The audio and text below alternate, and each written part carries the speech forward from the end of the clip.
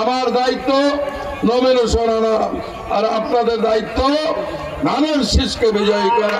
বিএনপির বিরুদ্ধে অপচেষ্টা মানে বাংলাদেশের বিরুদ্ধে অপচেষ্টা।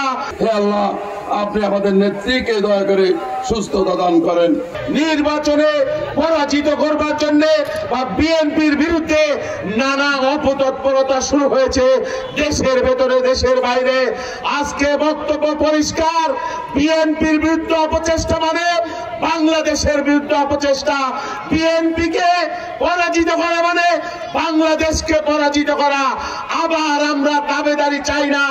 বাংলাদেশের মানুষ প্রকৃত স্বাধীনতার সুফল চায়, বাংলাদেশের মানুষ আইনের শাসন চায়, বাংলাদেশের মানুষ ন্যায়ের পক্ষে, ইনসাফের পক্ষে ভোট দিতে চায়। সেই জন্য ধানের শীষ বরকতের মার্কা, ধানের শীষ সহমতের মার্কা। আমরা আপনাদের প্রতি বিনীত আহ্বান জানাই, ফেব্রুয়ারি মাসে যে নির্বাচন হবে সেই নির্বাচনে এই আসন থেকে আপনারা আবার আপনাদের সকলের প্রতি আহ্বান জানাই, সকল রকমের ভেদাভেদ বলে ঐক্য এবং ঐক্যের মাধ্যমে দলের প্রার্থীকে ধানের শীষকে বিজয় করবেন। জীবন মৃত্যুর সন্ধিক্ষণে তাই আমরা প্রতিদিন প্রতিনিয়ত মসজিদ, মন্দির, গির্জায় প্রতিটা জায়গায় আমরা দোয়া করছি, হে আল্লাহ, আপনি আমাদের নেত্রীকে দয়া করে সুস্থতা দান করেন। আজকের এই অনুষ্ঠানে দাঁড়িয়ে আমি একটি কথা বলতে চাই, যেটা আমাদের নেতৃবৃন্দ বলেছেন, নমিনেশন একটি বৃহৎ দল অনেকেই চায়, এটা সহজাত প্রবৃত্তি। নমিনেশন যত চাইবে, যত বেশি লোকে চাইবে, তত দলের বিস্তৃতি, তত সমর্থন বাড়বে। নমিনেশন তো একজনই পায়। আপনারা হয়তো নমিনেশনের রেসে জিতেছেন, কিন্তু যারা জিততে পারেননি তারাও কিন্তু আমাদের ভাই। তাদেরকে বাদ দিয়ে, তাদের সঙ্গে বিভেদ করে আমরা রাজনীতি করব না, আমরা ভোট যুদ্ধ করব না। আজকে বেগম খালেদা জিয়া অসুস্থ, তারেক রহমান দীর্ঘ 18 বছর বিদেশে। মাত্র 30% টাকায় জমির মালিক হয়ে নতুন বাংলাদেশের গড়ে তোলার স্বপ্ন দেখা বাংলা বসতি। আমাদের শহীদ রাষ্ট্রপতি উনি শাহাদত বরণ করেছেন।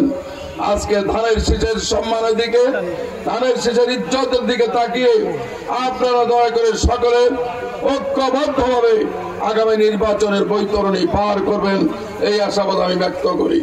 ভাই এবং বন্ধুরা, একটি কথা খেয়াল রাখবেন, হাজার হাজার মানুষ গত 3 তারিখে, নভেম্বরের 3 তারিখে যখন এই এলাকার নমিনেশনটি স্থগিত হয়ে যায়, আমি দেখেছি কি হৃদয় বিদারক ক্রন্দন, কি দুঃখ বেদনা।